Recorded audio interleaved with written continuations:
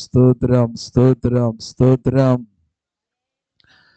హల్లెలూయా హల్లెలూయా హల్లెలూయా హల్లెలూయా హల్లెలూయా.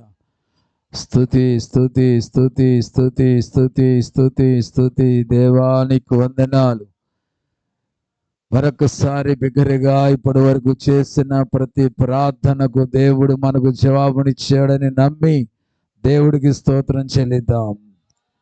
గట్టిగా ప్రతి నోరు తెరవాలి, దేవుని స్తుతించడానికి ఇష్టపడదాం. హల్లెలూయా హల్లెలూయా హల్లెలూయా హల్లెలూయా హల్లెలూయా. స్తోత్రం. పరిశుద్ధుడు అయిన మా తండ్రి, జీవము కలిగిన దేవా, జీవాధిపతి, నీకు వందనాలు స్తోత్రాలు. ఇంతవరకు నీ సన్నిధిలో మేము చేసిన ప్రతి ప్రార్థన మీరు ఆలకించినందుకు వందనాలు. ఇదిగో ప్రభువా, కొద్ది నిమిషాలు మాతో మీరు ముచ్చరించి నీ నామానికి మాత్రమే మహిమ ఘనత ప్రభావములు చెల్లినట్లుగా మీరే కార్యక్రమంతో జరిగించమని, లైవ్లో ఈ కార్యక్రమాన్ని వీక్షిస్తున్న బిడ్డల హృదయములో కూడా నీ కార్యము జరిగించమని యేసయ్య శక్తి కలిగిన నామములో ప్రార్థించి మనవులన్నీ వేడుకొనుచున్నాం పరమ తండ్రి. ఆమేన్ ఆమేన్. హల్లెలూయా. మంచిది. మనము కొన్ని దినాలుగా మనం నేర్చుకుంటూ వస్తున్న అంశము, ఈ వారముతో దేవుడు ముగించాలని, కొత్త విషయాలలో దేవుడు మన ముందుకు నడిపించాలని ఇష్టపడదాము. మోషే వంటి నమ్మకత్వం. చెప్పండి, ఎలాంటి నమ్మకత్వం అండి? మోషే వంటి నమ్మకత్వాన్ని మనము కలిగి ఉండినట్లుగా దేవుని మనము ఆయన సహాయం కొరకు అడగాలి. ఒక మనిషి నమ్మకస్తుడుగా ఈ లోకములో జీవించాలి అంటే దేవుని సహాయము కావాల్సిందే. హల్లెలూయా హల్లెలూయా. ఎందుకంటే దేవుని సహాయం ఉంటేనే ఆ మనిషి నమ్మకంగా జీవించగలడు ఈ లోకంలో. మరొక మాటగా చెప్పాలంటే దేవుని సహాయము లేక దేవుని భయం ఉండాలి. ఒక మనిషికి ఏముండాలి? దేవుడి భయం ఉంటేనే ఆ మనిషి నమ్మకస్తుడుగా ఈ లోకంలో జీవించగలుగుతాడు. దేవుడి భయం లేకపోయింది అనుకోండి, నమ్మకస్తుడిగా జీవించలేడు. ఎంతగా అయిపోతారంటే, దేవుడి భయం లేకపోతే ఒక 5 నిమిషాల క్రితం మాట్లాడిన మాట మరొక 5 నిమిషాలకి ఏముండదండి, ఆ మాట ఉండదు. ఆ మాటకు కట్టుబడి ఉండరు. నాకు నచ్చనిది ఏదైనా ఉంది అంటే చెప్పిన మాట నేను చెప్పలేదు అన్నారు అనుకోండి, నాకు చాలా ఇంతవరకు కోపం వచ్చేది, ఇప్పుడు బాధ వస్తుంది అనమాట. అనిన మాట అనలేదన్నా, చెప్పిన మాట చెప్పలేదన్నా ఒకప్పుడు కోపం వచ్చేది, ఇప్పుడు బాధ వస్తుంది. అన్నిటినైనా సహిస్తాను కానీ ఏమండి, చెప్పిన మాట కానీ అన్న మాట కానీ అనలేదు చెప్పలేదంటే ఎంత బాధ వచ్చిందంటే అంత బాధ వచ్చింది. ఈరోజు ఎందుకని అలాగ ఉంటున్నారంటే, వారు చెప్పిన మాటకు వారు కట్టుబడి దాని విషయంలో నమ్మకంగా వాళ్ళు నిలబడలేకపోవడానికి కారణం ఏంటయ్యా అంటే దేవుని పట్ల భయం. నేను అప్పుడప్పుడు అంటా ఉంటాను కొంతమంది విషయంలో, ఈ నమ్మకం ఎంతకాలం ఉంటుంది? దేవుడితో పని అయ్యేదాకా, దేవుడి కార్యము చూచేవారుక అని అంటా ఉంటాను. కొంతమంది నా మాటలు వినేం చేస్తారు, నవ్వుతూ ఉంటారు. ఆ నవ్వులో రహస్యం ఏంటనేది వాళ్ళకే తెలుసు. ఏంటంటే పాస్టర్ గారు మా గురించి భలే చెప్పేస్తున్నారని నవ్వుకుంటారు. అంతే, ఏముండదు. మన ఈ మధ్య అన్న ఒక వ్యక్తి విషయంలో ఈ నమ్మకత్వం అనేది ఎన్ని వారాలను చూస్తారన్న, అంతే. ఆ పని అయిపోయింది, మళ్ళీ కనబడితే ఒట్టు, మళ్ళీ కనపట్ల మనిషి. అంటే ఆదివారం వస్తారు, అప్పుడు శుక్రవారం ఆదివారం కనబడేవాళ్ళు, ఇప్పుడు శుక్రవారం కనబట్ల. ఆమెతో అన్న, మనందరికి ఎందుకు లేని, కొంతమందికి పేరుతో చెప్పినా కానీ పాపం సర్లే మా చేసిన పొరపాటుగా మాకు చెప్పారు అనుకుంటారు. కొంతమంది అయితే ఏమి లేదు, మొఖాలు బూరిలాగా గారిలాగా అయిపోతాయి. మన రూతమ్మ తెలుసు కదా, వాళ్ళ అబ్బాయి పెళ్లి కాకముందు శుక్రవారాలు వచ్చేసింది, ఆదివారాలు వచ్చింది. నేను అన్నాను, రూతమ్మ ఈ శుక్రవారం ప్రార్థనలు ఎంత నమ్మకంగా వస్తున్నావు కదా, మీ అబ్బాయికి పెళ్ళి అయిపోయిన తర్వాత వస్తాడు. అయ్యి బాబా అయ్యగారు అంత మాట అనమాకండి, నువ్వు చెత్తనే ఉంది. పెళ్ళి అయింది అంతే, 2 శుక్రవారాలు అయిపోయినాయి, రాలా. ఏంటన్నావు అనుకో, ఏదో ఒక సాగు చెప్పుకుంటానే పోతుంటారు. అందుకే నేను అంటున్నాను, మనం ఈ లోకములో మోషేలాగా ఒక సాక్ష్యము కలిగిన వ్యక్తిగా మనం జీవించాలి అంటే దేవుడి భయం అనేది మనకు కావాలి. Praise the lord. దేవుడి భయం ఉన్నవారు మనుషుల దృష్టిలో నమ్మకత్వాన్ని సంపాదించగలుగుతారు. హల్లెలూయా, హల్లెలూయా. దేవుడి భయం అనేది లేకపోతే బయట వారితో తర్వాత సంగతి, ఇంటి వారి దృష్టిలోనే వారి నమ్మకత్వాన్ని కోల్పోతారు.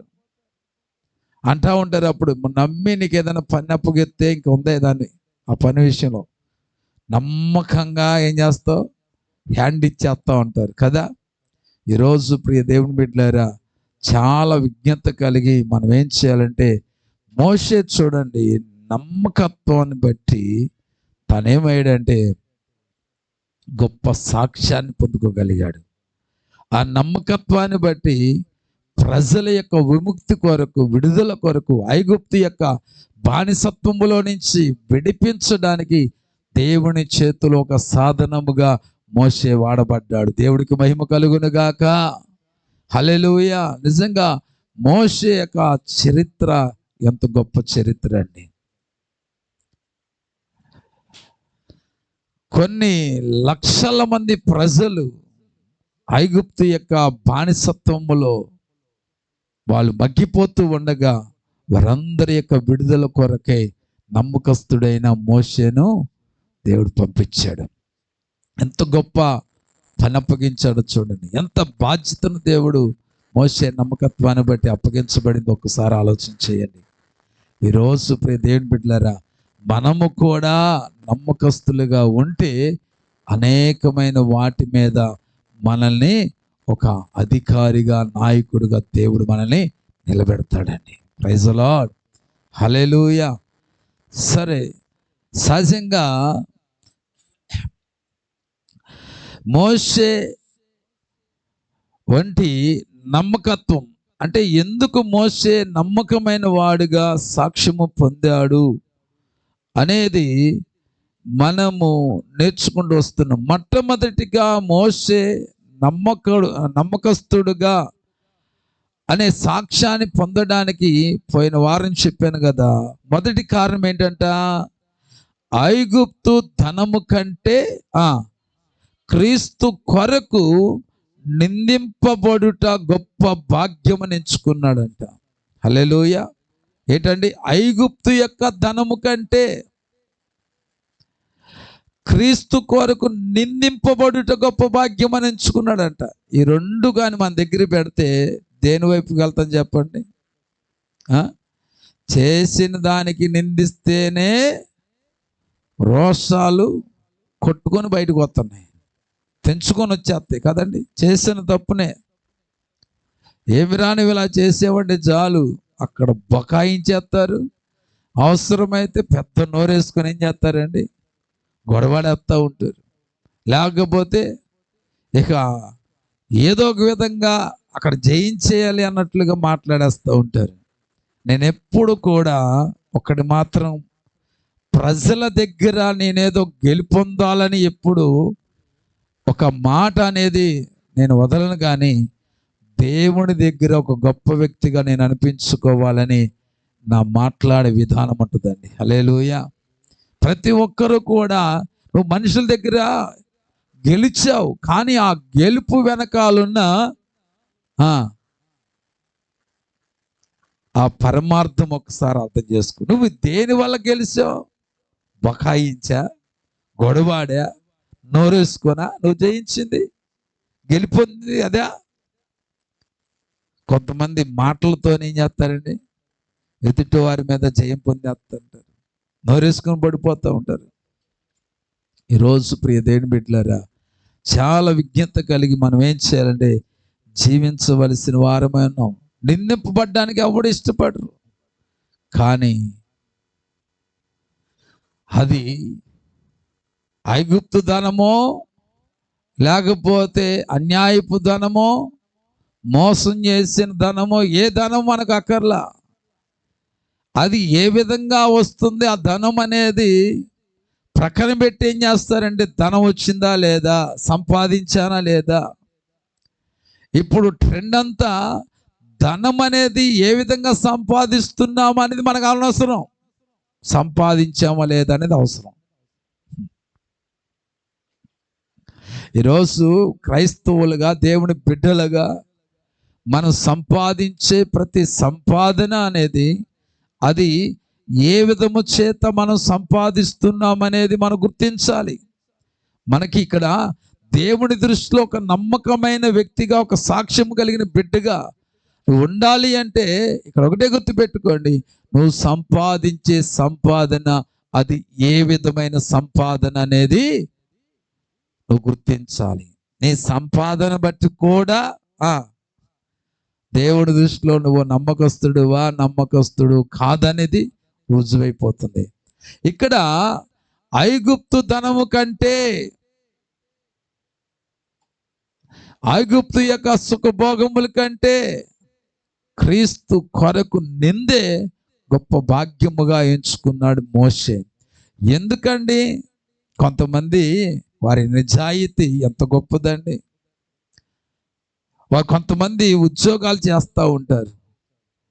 ఎంతోమంది ఏం చేస్తూ ఉంటారంటే రకరకాలుగా అడ్డదారులు, లేకపోతే అడ్డ మార్గాలను, లేకపోతే ఉద్యోగానికి విరుద్ధమైనటువంటి మార్గాలను ఎంచుకొని వారి బాధ్యతలను మరచి సంపాదిస్తున్న వారిని చూచి కూడా ఎక్కడ చలించుకోకుండా తమ ఉద్యోగ బాధ్యతలు నిర్వర్తించేవారు కూడా లేకపోలేదండి.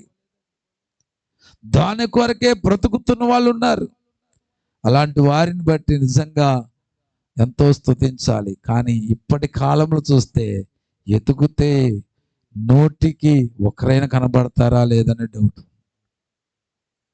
ఈరోజు నిజంగా ఐగుప్తు ధనము అనేది ఎందుకు మోషే ఇష్టపడలేదంటే, ఈ ఐగుప్తు ధనము దేనితో నింపబడిందంటే, ఏమండి, ఇతరులను కష్టపెట్టి, బాధ పెట్టి, ఇబ్బంది పెట్టి, ఒక మాటకి చెప్పాలంటే దేవుని చేత నిబంధన చేయబడినటువంటి నిబంధన ప్రజల యొక్క కష్టార్జితాన్ని ఏం చేశారంటే వారు సంపాదించుకున్నారు. వారి కష్టార్జితం అంతా ఐగుప్తుకి ధనంగా మారిపోయింది. ఈ దినాల్లో కూడా కొంతమంది యజమానులు చూస్తూ ఉంటారండి, వీళ్ళు ఐగుప్తు ఫరోల్లాగానే ఉంటారు. వీళ్ళు ఎలాగుంటారండి? నిజంగా వాళ్ళ దగ్గర పనిచేసే వాళ్ళని ఎంత దారుణాతి దారంగా కష్టపెట్టేసి తీరా డబ్బులు ఇచ్చేసరికి ఏం చేస్తారంటే ఎన్ని సనుగులు సనుగుతారో. ఇచ్చేవాడు ఇష్టపూర్వకంగా ఇస్తాడా? మొహం మార్చుకొని వాయిదాల మీద వాయిదాలు వేసి వాడు సొమ్ము మీద ఇచ్చేస్తున్నట్లుగా మన కష్టానికి సంబంధించి మన డబ్బులు మనకి ఇవ్వడానికి కూడా మొఖాలు మూకిళ్ళ పెట్టుకొని ఇస్తూ ఉంటారు. నిజంగా చాలా బాధాకరం కదా. వీళ్ళు ఐగుప్తు యొక్క ఆత్మ కలిగిన వారుగా ఉంటారు. వీళ్ళు ఎంత పెట్టుబడి పెడితేనే, పెట్టుబడి పెట్టంగానే ధనవంతులు అయిపోతారా? ఆ పెట్టుబడి వెనకాల ఏమండి పనివారి యొక్క ప్రయాస ఎంత ఉంటుందండి? ఎక్కడో ఒకటి అరా మాత్రం పనివారి యొక్క ప్రయాసను గుర్తించే యజమానులు ఉంటారండి. ఒక సహోదరి ఎవరో నాకు గుర్తు రావట్లేదు, కానీ వాళ్ళంట ఎంతో నమ్మకంగా ఒక యజమానుడి దగ్గర పనిచేస్తే తమతో పాటుగా అంట వాళ్ళు ఏం చేశారంట, తన దగ్గర పని చేసే పని మనిషికి కూడా ఒక స్థలాన్ని కొనిచ్చి దాంట్లో ఇల్లు కట్టించి అక్కడ ఉండేట్లుగా చేశారంటండి. ఆ మాట చెప్పినప్పుడు నిజంగా సంతోషం. ఈ రోజులు ఎవరున్నారండి అలాగా? ఆరోగ్యం ఉన్నంత కాలం శుభ్రంగా వాడేసుకొని రోగం వచ్చిన తర్వాత ఏం చేస్తారండి? ఇంక నువ్వు పనికిరావు, పో ఇంటికి వెళ్ళి కూర్చో, నీకు పని చేసే వయసు అయిపోయింది, వెళ్ళిపో. నిజంగా నేను చేసే వర్క్లో కూడానండి, ఈరోజు నేను చేసిన ఆ వర్క్లో యజమానులు ఉన్నారు. ఒకప్పుడు వాళ్ళు చాలా తక్కువ పెట్టుబడితో ఏం చేస్తారంటే వ్యాపారం మొదలు పెట్టారు. నిజంగా ఆ కంపెనీలో పనిచేస్తున్న మేస్త్రి గారు నిజంగా నెంబర్ 1 మేస్త్రి అండి. ఆయన ఎంత మంచివాడు అంటే, నిజంగా ఎక్కడికక్కడే ఉన్న వస్తువుని ఎలాగోలాగా దాన్ని రిపేర్ చేసి బాగు చేసి రన్నింగ్లో పెట్టి ఈరోజు నిజంగా ఆయన కష్టపడిన కష్టానికండి కోట్ల రూపాయలు సంపాదించుకున్నది. ఈరోజు తీరా తాను చేయలేనటువంటి ఆ వయసు వచ్చేసరికి తాను ఇన్ని సంవత్సరాలుగా పనిచేస్తున్నాను కదా, నా శాలరీ పెంచండి అని అడిగితే ఏమన్నారు తెలుసా? మేము ఇచ్చేదే మీకు ఎక్కువ. ఈ వయసులో కూడా మీరు పని చేయకపోయినా మీరు ఎప్పుడు వచ్చినా ఎప్పుడు వెళ్ళినా మీకు ఏం చేస్తున్నాం? జీతం ఎత్తున్నాం. మీరు బయటికి వెళ్తే దీంట్లో సగంగా మీకు ఎవరని చెప్తున్నారండి వాళ్ళు. ఇదండి లోకములో ఫరో ఆత్మ ఎక్కువ పనిచేస్తూ ఉంటుంది. ఈ ఐగుప్తులో ధనం అనేది సమృద్ధిగా పెరగడానికి ఇశ్రాయేలు ప్రజల యొక్క వెట్టి చాకిరి, వారు వెట్టి పనులు చేశారు, చాలా కష్టపడ్డారు, తిండి తిప్పలు లేకుండా ఎంతో ప్రయాసపడ్డారు. అలాంటి ప్రయాసతో కూడినటువంటి ఆ యొక్క ఇశ్రాయేలు ప్రజల యొక్క కష్టం ఐగుప్తులను గొప్పవారిగా చేసింది. హల్లెలూయా, హల్లెలూయా. అందుకే కదా వారిని వెళ్ళనివ్వడానికి ఏమాత్రం కూడా ఫరో ఇష్టపడలా. 10 రకాల తెగులైన అనిపించడానికి ఇష్టపడ్డాడు కానీ ఇశ్రాయేలు ప్రజలను వదులుకోవడానికి ఇష్టపడలా. వీళ్ళు వెళ్ళిపోతే వారిలాగా కష్టపడి పనిచేసి మాకు సంపాదించి పెట్టేవాళ్ళు ఎవరున్నారు? మా సంపదన పెరగడానికి ఆ విధంగా కష్టపడే వాళ్ళు ఎక్కడ దొరుకుతారు అని చెప్పి ఏం చేస్తారంటే వారిని పంపించడానికి కూడా ఇష్టపడలేదు. అలాంటి ధనాన్ని కలిగి ఉండట కంటే క్రీస్తు కొరకు జీవించి నిందలు అనుభవించడానికి ఇష్టపడ్డాడండి. కొంతమందిని ఉద్యోగస్తులను చూస్తూ ఉంటే వాళ్ళకి సెల్యూట్ కొట్టొచ్చండి. పేదరికానైనా సరే అనుభవిస్తారు కానీ అలాగే ఒక లగ్జరీ జీవితాన్ని అనుభవించడానికి కూడా ఇష్టపడరు. కానీ వాళ్ళు ఏం చేస్తారంటే ఎంత కష్టమైన భరిస్తారు కానీ ఎక్కడ అవినీతికి అన్యాయానికి మాత్రం తల వంచరండి, రాజీ పడరు. అలాగ నిలబడి ప్రాణాలు కోల్పోయినటువంటి ఉద్యోగస్తులు కూడా లేకపోలా, అలాగ నిలబడి ఉద్యోగాలు పోగొట్టుకున్న వారు కూడా లేకపోలేదు, అలాగ నిలబడి ఇంట్లో ఉన్నటువంటి భార్య బిడ్డలతో కూడా మాట్లాడిపించుకున్నటువంటి వారు కూడా లేకపోలేదు. అలాగే వారి ఉద్యోగంలో నమ్మకస్తులుగా ఉండి ప్రాణాలు కోల్పోయిన వారు కూడా లేకపోలా. హల్లెలూయా, హల్లెలూయా. ఒకటి ఆ కారణము. రెండవదిగా చూద్దాం ఒకసారి. చూడండి, పోయిన వారం మీకు చెప్పాలనుకున్నాను, ఎందుకు ఐగుప్తు ధనాన్ని ఎందుకు మోసే ఇష్టపడలేదంటే అసలు చూద్దాం, ఆ యొక్క ఐగుప్తుని కానీ లేకపోతే ఐగుప్తులో ఉన్నటువంటి వాటిని కానీ ఒకవేళ ఇష్టపడిన వారి జీవితంలో దేవుడు వాక్యమని చెప్పిందో కొన్ని విషయాలు మనం నేర్చుకోవడానికి ఇష్టపడదాం. చూడండి, యెషయా గ్రంథం 30వ అధ్యాయము, యెషయా గ్రంథం 30వ అధ్యాయము 1వ వచనం నుండి ఒకసారి మనము చదువుకోవడానికి ఇష్టపడదాం. చూడండి, జాగ్రత్తగా వినండి. యెహోవా వాక్కు ఇదే, లోబడని పిల్లలకు దేనికి లోబడిన వారో ఏమిటో ఒకసారి మనం చూడడానికి ఇష్టపడదాం. పాపమునకు పాపము కూర్చుకొనున్నట్లుగా వారు నన్ను అడుగక ఆలోచన చేయుదురు. చూడండి, ఒక మనిషి పాపము కూర్చుకొనున్నట్లుగా, ఎంత చక్కని మాటలండి. పాపమునకు ఏం కూర్చుకుంటారండి వీళ్ళు?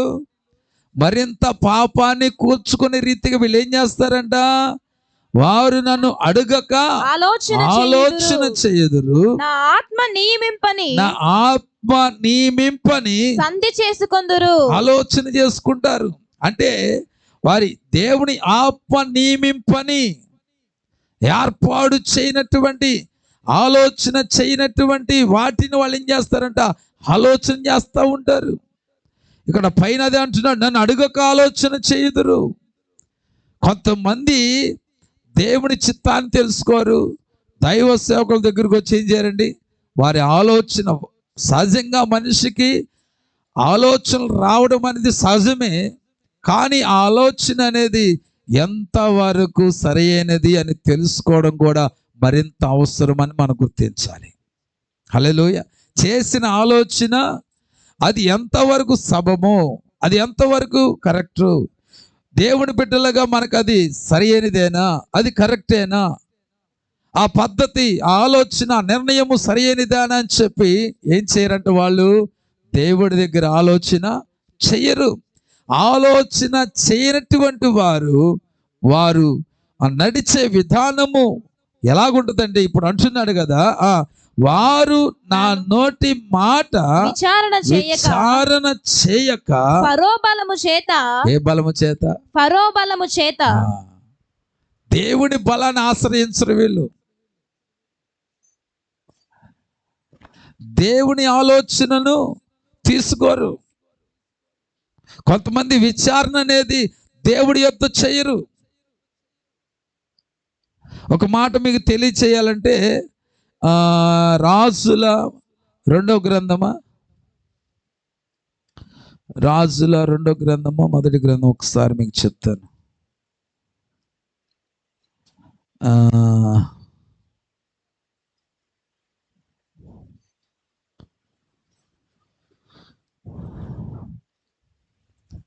రెండవ గ్రంథం అనుకుంటే తీయండి. రాజుల 2వ గ్రంథం, 2వ గ్రంథం తీయండి. 1వ అధ్యాయంలో నుంచి కొన్ని విషయాలు మీకు తెలియజేస్తాను, చూడండి. 1వ అధ్యాయం 1వ వచనం చదవండి ఒకసారి. ఆహాబు మరణమైన తరువాత మోయాబీలు ఇశ్రాయేలు వారి మీద తిరగబడ్డారు. అహజ్యా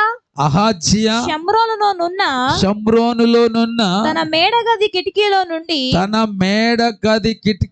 నుండి క్రింద పడి రోగి అయి మీరు ఎక్రోను దేవతయగు బయల్జెబూబు నొద్దకు పోయి ఈ వ్యాధి పోగొట్టుకొని నేను స్వస్థపడుదునో లేదో విచారించుడని దూతలను పంపగా యెహోవా దూత తిష్బీయుడైన ఏలియాతో ఇలాగు సెలవిచ్చెను, నీవు లేచి షమ్రోను రాజు పంపిన దూతలను ఎదుర్కొనబోయి ఇట్లా ఇశ్రాయేలు వారిలో దేవుడు అన్నవాడు లేడనుకొని ఎక్రోను దేవత అయిన బయల్జెబూబు నొద్ద మీరు విచారింపబోచున్నారా?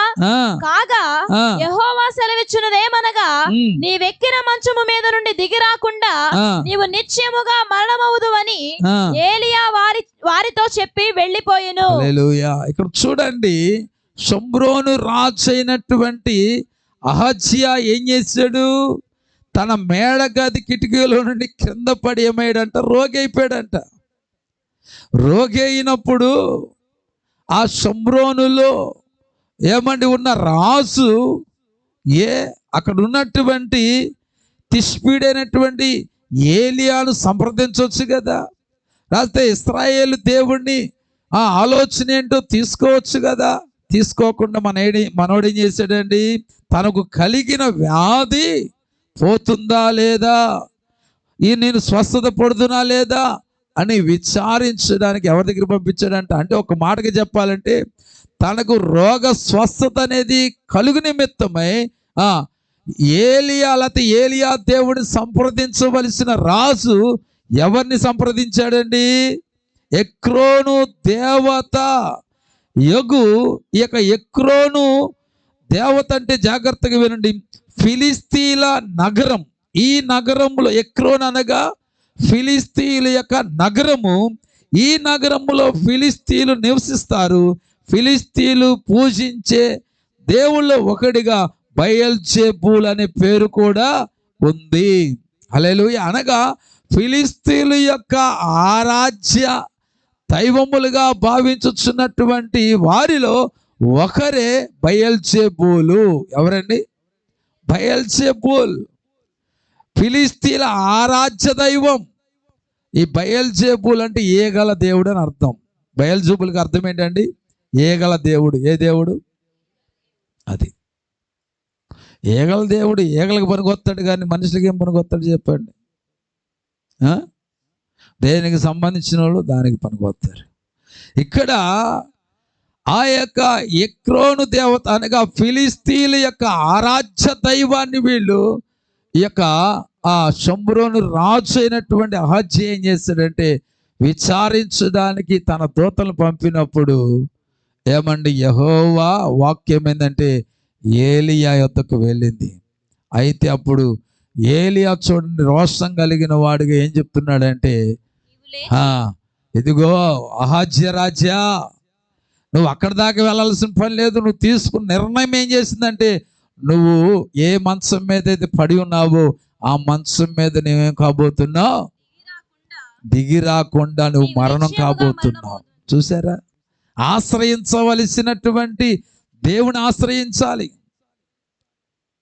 అందుకనే ఫరో కూడా క్షమించండి, మోషే కూడా చూడండి, ఐగుప్తు ధనాన్ని ఆశ్రయించుట కంటే కరువులో సైతము కూడా మన ప్రాణాలను మరణానికి అప్పగించకుండా కాపాడే యెహోవా దేవుని లేతే క్రీస్తు కొరకు నిందలు అనుభవించడానికైనా ఇష్టపడ్డాడండి ఆయన. హల్లెలూయా, హల్లెలూయా. క్రీస్తు కొరకు నింద అనేది, చిత్త వినండి జాగ్రత్తగా, క్రీస్తు కొరకు నింద అనేది ఐగుప్తు ధనము కంటే శ్రేష్టమైనది. హల్లెలూయా. అర్థమవుతుందా మీకు?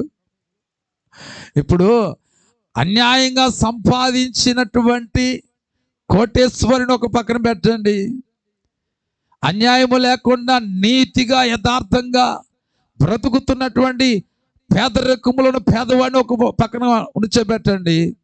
నిజంగా మానవత్వపు విలువ కలిగిన మనిషిని తీసుకొచ్చి వాళ్ళు ఎదుటి పెట్టి వీళ్ళిద్దరు ఎవరు గొప్పవారని చెప్తే అతడు పేదవాడి వైపే చూపిస్తాడు ఏలు. హల్లెలూయా. అవునా కాదా? ఈరోజు ప్రియ దేవుడు, ఎందుకు పాస్టర్ గారు మీరు అలా అంటున్నారంటే, ఐగుప్తు ధనం వల్ల ఒక మనిషి పరలోకానికి వెళ్ళలేడు, కానీ క్రీస్తు కొరకు నింద అనుభవించడమే భాగ్యం అని అనుకున్నవాడు పరలోకానికి చేరగలుగుతాడు. హల్లెలూయా. ఉదాహరణకి లాజరు ధనవంతుడే. మనకి ధనవంతుడు ఎక్కడికి పోయాడు? ధనాన్ని నమ్ముకున్న ధనవంతుడును నరకాగ్ని గుండంలోకి వెళ్ళిపోయాడు. క్రీస్తు కొరకు రోగిగా పడి ఉండడానికి కూడా, ఏమంటే తిండి తిప్పలు లేకుండా ఆకలి దప్పులతో కూడా అలాగే క్రీస్తు కొరకే బ్రతకాలనుకొని తీర్మానించుకున్న లాజరును ఏమండి పరలోకానికి వెళ్ళాడు. హల్లెలూయా. ఈరోజు మన బ్రతుకులు ఎలాగున్నాయి? మన జీవితం అనే ఈ నావ ఏ విధంగా పయనిస్తుంది? దేని కొరకు ప్రాగులాడుతుంది? దేని కొరకు పరుగులెత్తుతుంది? అంత మాత్రమే కాదు, త్వరితగతిని ముందుకు వెళ్ళడానికి ఇష్టపడుతున్నాను. మరలా చూడండి, యెషయా గ్రంథము 30వ అధ్యాయంలోకి ఒకసారి వచ్చేద్దామా? యెషయా గ్రంథము 30వ అధ్యాయంలో అక్కడ అంటున్నాడుగా, త్వరగా చదవండి. వారు నా నోటి మాటను విచారణ చేయక ఫరో బలము చేత తమ్మును తాము బలపరుచుకున్నటకు ఐగుప్తు నీడను శరణుజొచ్చుటకు ప్రయాణము చేయుదురు. చూడండి, ఇక్కడ అహజ్యా కూడా తనకు కలిగిన రోగాన్ని విచారణ చేయడానికి ఏం చేశాడండి? ఫిలిస్తీన్ల ఆరాధ్య దైవమైనటువంటి ఎక్రోను దేవత అయినటువంటి బయల్జెబూలును ఆశ్రయించడానికి ఇష్టపడ్డాడు. దాని వలన ఆ బలాన్ని ఆశ్రయించడానికి, ఆ శక్తిని, ఆ నీడను ఆశ్రయించడానికి తన దూతలు పంపారు. కానీ దాని వలన అహజ్యా ఏమన్నా బ్రతికి బట్టగట్టాడండి? ఏమంటే తాను పడి ఉన్న మంచం మీద అతడు ఏమైపోయాడు? మరణించడానికి కారణమైంది. అందుకని మనం తీసుకునే ప్రతి ఆలోచన ఇక్కడ అంటున్నాడు, అందుకని అంటున్నాడు, పాపమునకు పాపము కూర్చుకొనినట్లుగా వారు నన్ను అడుగక ఆలోచన చేస్తున్నారు.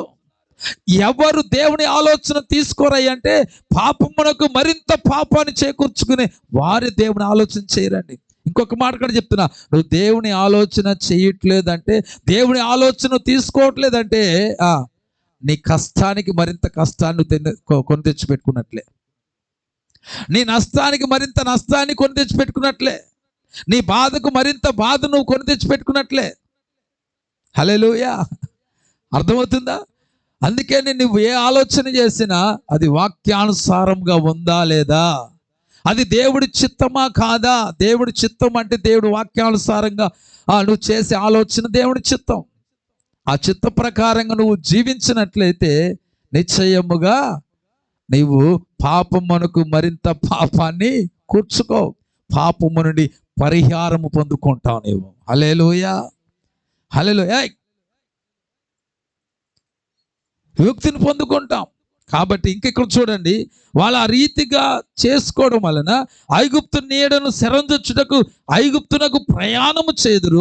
ఇప్పుడు చూడండి, ఫరో వలన కలుగు బలము. చూడండి, జాగ్రత్తగా వినండి. ఏ బలాన్ని అయితే నువ్వు ఆశ్రయిస్తున్నావో, ఒక క్రైస్తవుడిగా దేవుని బిడ్డగా నువ్వు ఎవరి బలాన్ని ఆశ్రయించాలో అలా కాకుండా ఎవరి బలాన్ని ఆశ్రయిస్తున్నారో ఒకసారి ఆలోచన. దేవుని బలమును కాకుండా మరి ఇతరుల యొక్క బలమునుగా నువ్వు ఆశ్రయిస్తే ఆశ్రయించిన ప్రజలకు ఏం కలుగుతుందా? ఒకటి, అవమానం కలుగుతుంది. హల్లెలూయా, ఏం కలుగుతుందండి చెప్పండి? అవమానం కలుగుతుందట. రెండవది చూడండి ఏమంటున్నాడంటే, ఐగుప్తు నీడను శరణొచ్చుట వలన సిగ్గు కలుగును. హల్లెలూయా. ఒకటి అవమానము, రెండవది సిగ్గు. ఇప్పుడు ఐగుప్తు ధనాన్ని కానీ అనుభవించడానికి ఫరో మనసు పెట్టినట్లయితే తన జీవితంలో అవమానాన్ని తెచ్చిపెట్టుకునేవాడు. రెండవది సిగ్గుపడవలసిన పరిస్థితి. ఐగుప్తు ధనం అంటే ఒకటండి, మోసము చేసే సంపాదన, వాక్య విరుద్ధమైన సంపాదన, మానవత్వపు విలువలను చంపుకొని సంపాదించే సంపాదన, ఒక మనిషిని దోషిగాను దొంగగాను మోసగాడుగాను ఎంచేదే ఐగుప్తు యొక్క సంపాదన. దాని వలన మనిషికి గౌరవం పెరుగుతుందా? ఆ మనిషి తలెత్తుకొని బ్రతకగలుగుతాడా? ఉదాహరణకి ఊరినే చెప్తాను, దొంగతనం చేసి ఒక మనిషి సంపాదించాడు అనుకున్నాం, ఆ సంపాదన వలన ఆ యొక్క దొంగకు గౌరవం పెరుగుతుందండి? ఆ దొంగ తలెత్తుకొని బ్రతకగలుగుతాడా? వ్యభిచారం చేసి సంపాదించిన ఒక సంపాదన ఆ మనిషికి గౌరవం వస్తుందా? ఏమండి, ఆ బిడ్డ తలెత్తుకొని బ్రతకగలుగుతాడా? ఆ మనుషులు కనబడినప్పుడు ఎలా జీవిస్తారంటే 10 మంది కూడా అవమానకరంగా ఎంచుతారు. ఆ మనిషి సిగ్గుపడవలసిన పరిస్థితి ఎదుర్కొంటారు వాళ్ళు. అవునా కాదండి? ఈరోజు ప్రియ దేవుని బిడ్డలారా, చాలా విజ్ఞత కలిగి మన ఆత్మీయ జీవితాన్ని మనం ఏం చేయాలంటే ముందుకు నడిపించవలసిన వారమై ఉన్నాం. హల్లెలూయా. నువ్వు కలిగి ఉన్న సంపాదన నీకు గౌరవాన్ని తెచ్చిపెట్టేదిగా ఉండాలి. నువ్వు సంపాదించే సంపాదన, నీ ప్రవర్తన ఎలాగుండాలంటే నేను తలెత్తుకునేట్లుగా చేయాలి. హల్లెలూయా, హల్లెలూయా. కాబట్టి మన జీవితంలో మనం గుర్తుపెట్టుకోండి, మనము కలిగి ఉండే ఆలోచన ఎలాగుండాలంటే ఐగుప్తు ధనము కంటే క్రీస్తు కొరకు నిందింపబడుట గొప్ప భాగ్యమని మనము ఎంచుకోవలసిన వారమై ఉన్నాము. హల్లెలూయా, హల్లెలూయా. ఇంకొక మాట కూడా మనం చూసిన మాటలు ముగిచ్చేస్తాను. చూడండి, 7వ వచనం కూడా చదవండి. 7వ వచనం, ఐగుప్తు వలని సహాయము పనికి మాలినది. ఏంటంట? పనికి మాలినది. అదే ఐగుప్తు యొక్క సహాయం ఎలాంటిదంట? పనికొచ్చేది కాదు, పనికి మాలినదిగా మారిపోతుంది. కొంతమంది సహాయాలు కోరుకుంటారు, వారి సహాయం కొరకు ఎదురు చూస్తారు, వారు సహాయపడితే బాగుండు అనుకుంటారు. వాళ్ళు ఏం చేస్తారు? కొంతమంది సహాయం వలన వారు పనికి మాలిన వారిగా మారిపోతారు. అవునా కాదా? అవునా కాదండి? పనికి మాలిన వారు మారిపోతారు. ఈరోజు ప్రియ దేవుని బిడ్డలారా, తర్వాత అంటున్నాడు కదా, నిష్ప్రయోజనమైనది అందుచేత ఏమియు చేయక ఏమియు చేయక ఊరకుండు గప్పల మారి అని దానికి పేరు పేరు పెట్టుచున్నాను. పెట్టుచున్నాను. కాబట్టి ప్రియ దేవుని బిడ్డలారా, నిష్ప్రయోజనమైన దానిని, పనికి మాలిన దానికి సాదృశ్యమున్న ఐగుప్తు సహాయం మనము ఎప్పుడు కూడా కోరుకోకూడదు. హల్లెలూయా. మన జీవితాలు ఏమండి నమ్మకమైన జీవితాలుగా ఉండాలి అంటే అవసరమైతే క్రీస్తు కొరకు నిందలు అనుభవించడానికైనా ఇష్టపడి నువ్వు మౌనము దాల్చి నీ జీవితాన్ని కట్టుకోగలిగితే, కొంతమంది రెచ్చగొట్టే రీతిగా మాట్లాడుతుంటారు, అయినా సరే మౌనం తాళిస్తే ఆ మౌనమే నీకు విజయాన్ని ఇస్తుంది. ఆ మౌనమే నీకు జయాన్ని అనుగ్రహిస్తుంది, నిన్ను ఒక గొప్పవాడిగా ఎంచుతుంది. హల్లెలూయా.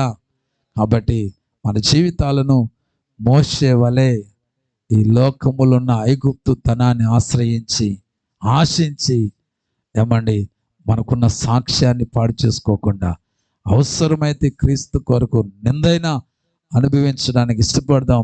అదే గొప్ప భాగ్యవంతమైన జీవితాన్ని మనకు కలగజేస్తుంది. హల్లెలూయా. హల్లెలూయా. కళ్ళు మూసుకొని ప్రార్థన చేసుకుందాం. అందరు కూడా కళ్ళు మూసుకొని. స్తోత్రం స్తోత్రం స్తోత్రం స్తోత్రం స్తోత్రం స్తోత్రం.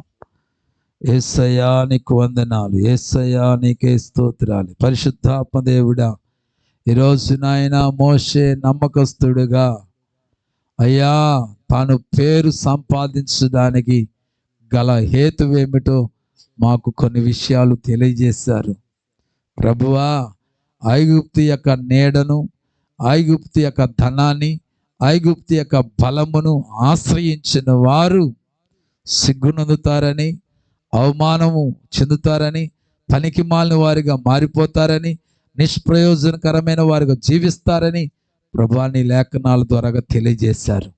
షోమ్రోను రాజు అయినటువంటి అహజ్యా తన జీవితములోనైనా నీ బలమును ఆశ్రయించక ఫిలిస్తీయుల ఆరాధ్య దైవమైనటువంటి బయల్జెబూలు ఆశ్రయించి తన జీవితంలోనైనా అయ్యా ప్రాణాన్ని కోల్పోయినటువంటి అనుభవాన్ని మాకు నేర్పించారు.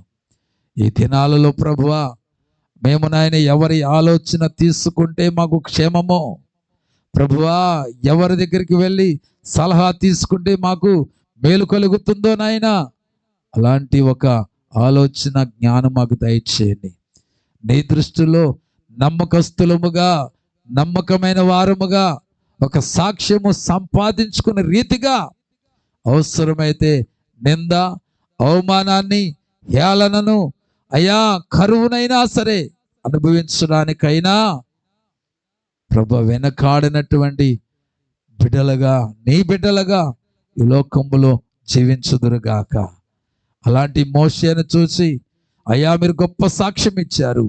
ఈరోజు అయ్యా నీ దృష్టిలో ఒక సాక్ష్యాన్ని మేము సంపాదించుకునే రీతిగా ఈ లోకములో మా జీవిత విధానాన్ని నడిపించుకోవడానికి సహాయం చేయమని, విత్తబడిన ప్రతి మాటలు మంచి నేలను పడిన విత్తనాల వలె ప్రతి జీవితములో కూడా ఫలించినట్లుగా సహాయం చేయమని, మేము సంపాదించే సంపాదన అది ఐగుప్తు సంపాదన లేకపోతే నాయనా